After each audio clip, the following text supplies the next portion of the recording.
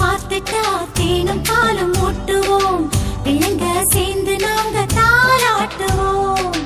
கற்பூரம் காட்டுவோம், பூவால போட்டுவோம், ரங்கத்துல செஞ்சு வச்சு தேரோட்டுவோம்.